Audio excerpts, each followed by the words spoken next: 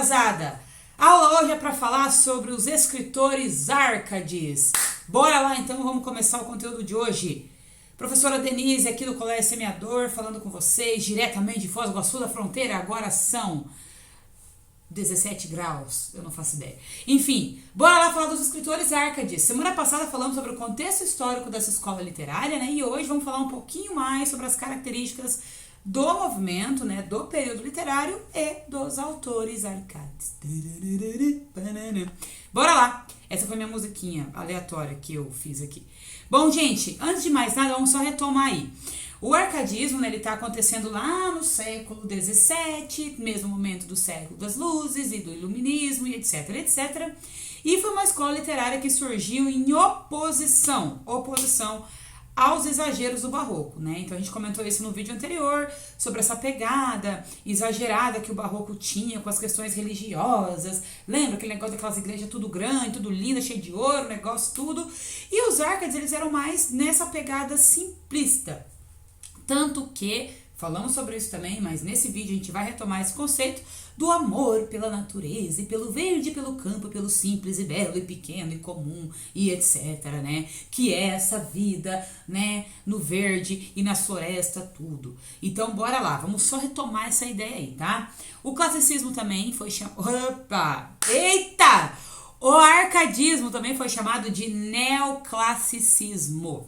Isso porque, né, os escritores Árcades tiveram muitos conceitos que eles trouxeram lá do período classicista, porque a ideia deles era retomar algumas ideias antigas e tal, justamente porque eles queriam, sabe, trazer isso para a poesia, isso para a literatura, de um jeito que ajudasse as pessoas a fugir, sabe, desse ambiente, desse negócio, dessa treta toda e dessa, sabe, dessas angústias que o homem estava vivenciando.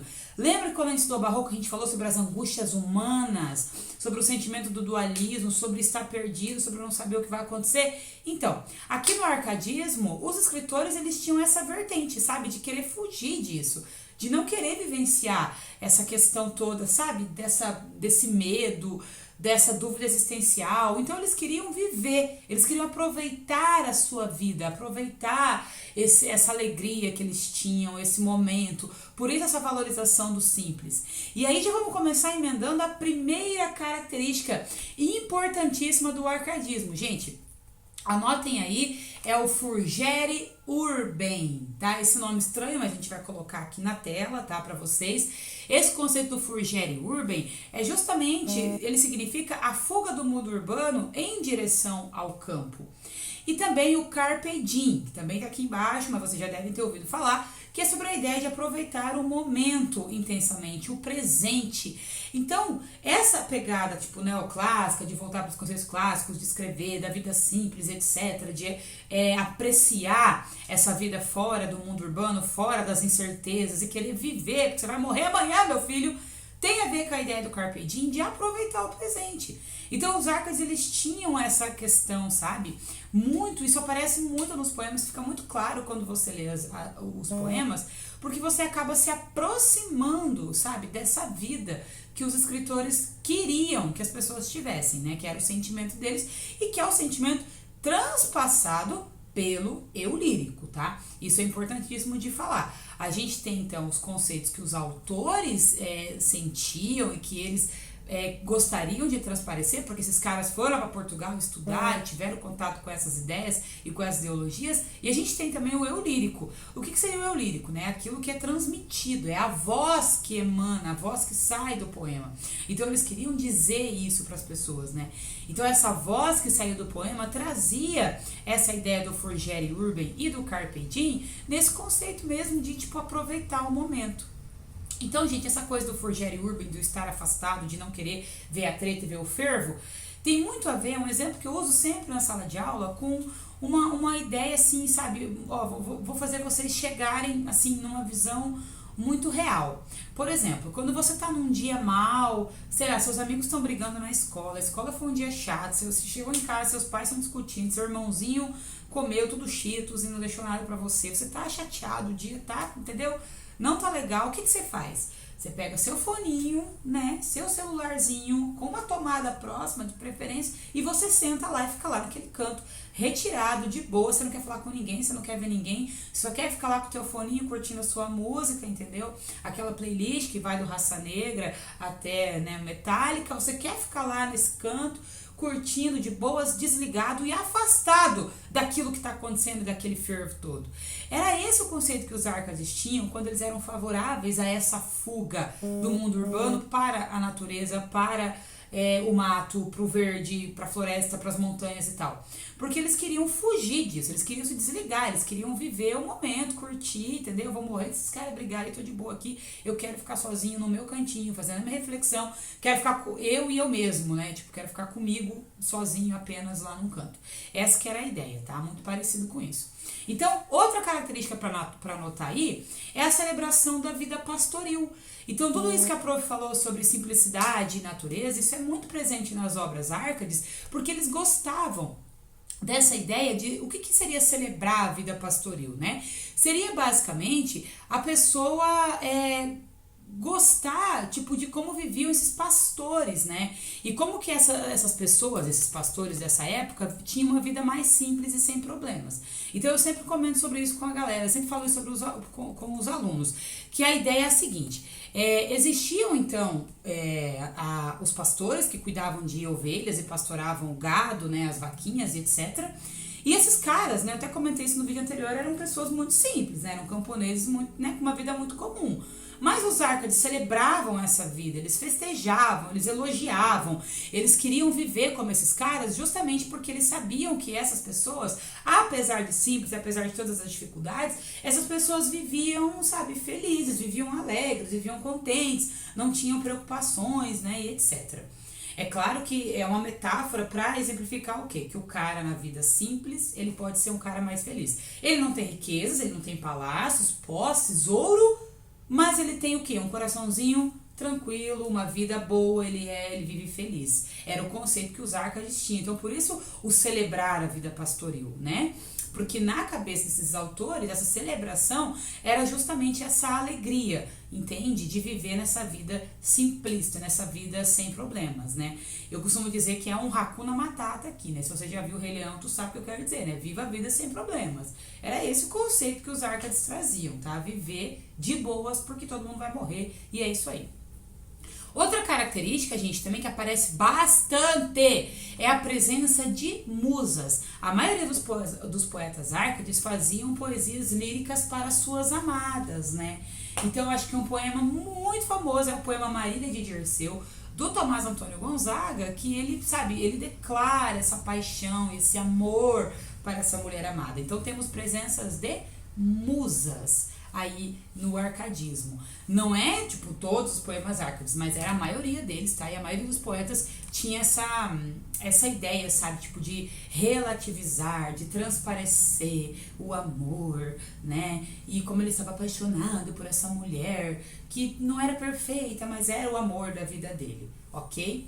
Outra característica, galera, tem a ver com aquilo que a prof comentou no início da aula, que é do neoclassicismo, né? Então a gente tem uma volta aos padrões clássicos e com isso uma busca da perfeição formal, né? Então temos escritores que vão se preocupar com essa ideia da forma do poema, né? Mas isso tudo com uma outra característica, com o predomínio da razão e da ciência. Isso também eu comentei no vídeo anterior, que é o período do iluminismo, é quando as pessoas passaram a dar um pouquinho mais de importância para as questões científicas, né? Então a gente tem aquela queda da religião e uma ascensão da razão, né? Ao invés de, né, emoção e religião. Outra característica, se não a mais importante, gente, isso despenca nas provas tudo, é o bucolismo. E o que seria o bucolismo? É a identificação da arte com a natureza. Então, no Brasil, por exemplo, nos poemas, especialmente do Tomás Antônio Gonzaga e do Cláudio Manuel da Costa, a gente tem muito isso da inclusão da natureza brasileira e as paisagens tropicais do Brasil e tal, dentro da obra. Então, tem essa retirada, o bucolismo é justamente essa retirada. Lembra que a prof deu aquele exemplo de você com o teu celular de boa, longe de tudo?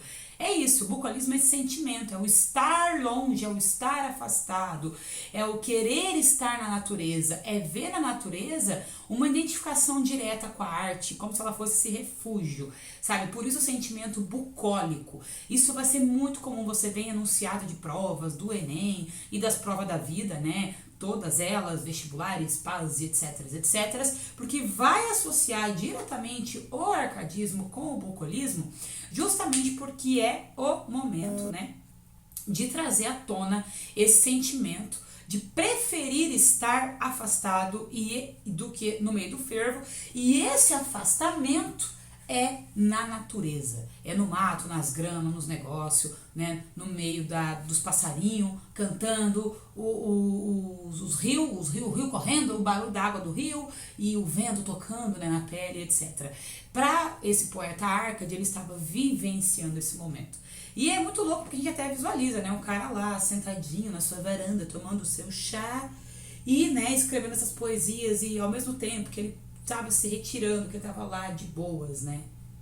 Matando os pernilongos. Não, né? Não tá. Esse seria eu mesma se eu fosse, né, me retirar. Vou lá na natureza, rio, floresta, pássaros, campos verdejantes para eu me desligar e me desestressar. Denise Cacô, matando os pernilongos, tudo, calor, suando, aquele suor colando, sabe, na cara, entendeu? Aquele barro que seca assim no pé, fica até racha assim as terras tudo em volta, mas é que lindo, natureza, não é mesmo? Muito que bem. Agora vamos falar um pouquinho então dos escritores. Essas foram as características principais do arcadismo. Mas, gente, olha, todas elas estão muito ligadas, diretamente ligadas com os dois poetas principais, que são Tomás Antônio Gonzaga e Cláudio Manuel da Costa. Esses são os autores principais do arcadismo, tá, gente? Tivemos outros escritores que não tiveram, assim, tanta... Não quero usar a palavra importância, porque pra mim todos foram importantes. Ai, que fofa. Não. Enfim, mas que não foram escritores que tiveram tanta abrangência, vamos dizer assim. Ótimo, essa palavra é ótima, né? É tipo complicado. Você taca em tudo quando você não quer se posicionar, você não quer se meter no rolo, você escuta e fala, é complicado. Pronto. Não são escritores que tiveram tanta abrangência quanto o Tomás Antônio Gonzaga e o Cláudio Manuel da Costa. E já anota aí, piazada, acho que uma característica muito forte desses dois escritores era o uso de pseudônimos. E os que são os pseudônimos mesmo são apelidos, né? Como se fosse uma identidade. É muito mais do que um apelido, porque o cara cria uma identidade para esse apelido, tá? Então aqui os nossos dois autores principais, o Cláudio Manuel da Costa e o Tomás Antônio Gonzaga, usaram, né, pseudônimos aí para esses poetas pastores que eles criaram, essa identidade, né? Então bora lá, vamos falar dos dois um pouquinho então de cada um. O Cláudio Manuel da Costa, gente, ele foi um dos escritores que eu comentei no vídeo da semana passada que ele atuou aí na Inconfidência Mineira, né, que é um dos contextos históricos aí do arcadismo no Brasil, né, a gente chegou a falar Brasil colônia, minérios e etc, e um desses contextos foi o período da Inconfidência Mineira, e o Cláudio Manuel da Costa atuou diretamente durante a Inconfidência. E uma das características principais que eu comentei sobre o uso de pseudônimo, o Cláudio Manuel da Costa, esse nome estranho que vai aparecer para vocês, ele assinava como Glauceste Saturno, né? Saturno é um planeta, Denise. Enfim, Glauceste Saturno foi o pseudônimo que ele criou, tá? E ele só criou esse pseudônimo justamente que pelo fato de atuar na Inconfidência, ele acabou sendo preso depois e etc. E ele veio a falecer em 1789 de suicídio na prisão, né? É o registro que tem aí, né? Que ele se suicidou enquanto estava preso. E esse uso do pseudônimo também foi uma maneira, né, dele poder se expressar nesses poemas dele, com aquela coisa favorável ao iluminismo, a razão e não a religião e etc. Então ele assinava com esse outro nome, beleza? E a gente tem assim muitos poemas, tá, gente? O Cláudio Manuel da Costa, ele tem caído aí em muitos vestibulares, né? E geralmente os poemas deles, eles recebem número, tipo, o título é como se fosse um número, soneto 16, soneto 15, soneto 14, né? Então tem que ficar bem, tem que prestar bastante atenção para não se perder, né? Porque você não vai ver, um poema, né? O amor é lindo e o verde, a floresta também, né? Não vai ter esse título, né? Os sonetos dele vão ser mais assim com esses nomes, tá? Soneto 12, soneto 13, enfim, tem que ficar atento aí para você não se perder. Em todo caso, gente, os sonetos do Cláudio Manuel da Costa, os sonetos, né, eles traziam muito a ideia da vida pastoril, tá, gente? Tinha muito essa coisa do carinho, né, que ele tinha, esse apreço, esse amor pela vida simplista. O Cláudio, ele colocou muito isso nos sonetos, beleza? O Tomás Antônio Gonzaga, ele é o autor daquele poema que eu comentei, o Marília de Dirceu, que é um poemão bem grandão, né, um poema enorme, né, e conta justamente a trajetória desse amor e dessa paixão, né, que ele teve pela Marília. E o maluco é porque o pseudônimo do Tomás Antônio Gonzaga é justamente esse, Dirceu. E Marília foi o pseudônimo, né, que ele colocou para a mulher que ele amava, né, que era a Maria Doroteia, que eles chegaram a ser prometidos, a ficarem noivos, ela lá, apesar de ele ser mais velho que ela, mas no final das contas o pai dela não deixou eles casar, ele foi embora, casou com outra e etc, teve que fugir para o exílio, porque ele também, né, teve participação aí indireta, né, na Inconfidência Mineira, e ele também acabou falecendo lá. Mas com essa outra mulher ele casou, teve filhos, etc, né. Mas a paixão da vida dele eternamente era Maria Doroteia, que recebe o pseudônimo de Marília nesse poema Marília de Dirceu, que eu diria que é o mais famoso. Ele também tem outros, mas esse é o mais famoso, que tem aquelas características que a gente viu, fortíssimas: o pastoralismo, o amor pela vida campestre, tem a crítica à vida urbana, em favor dessa vida do campo e etc. O poema vai trazer muito essa questão. E ele também tem muitas liras, tá? E as liras também, é lira 1, lira 2, lira 3, tem vestibular que cobra, sei lá, lira 18 do Tomás Antônio Gonzaga. Lá vai você procurar a lira 18. Não é um livro, né? É uma lira, e elas também vão receber os nomes como se fossem aí números, né? Que foi o que eu comentei a respeito aí do Cláudio Manuel da Costa.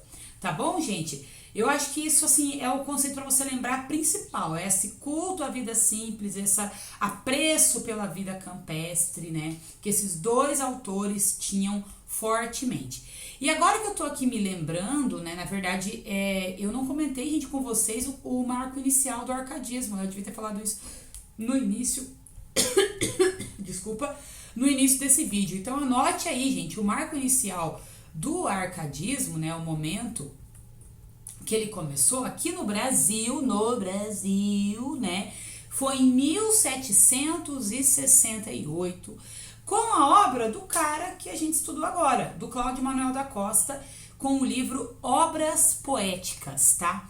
Esse é o título da obra do Cláudio Manuel da Costa, que inaugurou o arcadismo aqui no Brasil no ano de 1768. Ok, gente? É isso, terminamos por aqui com o arcadismo.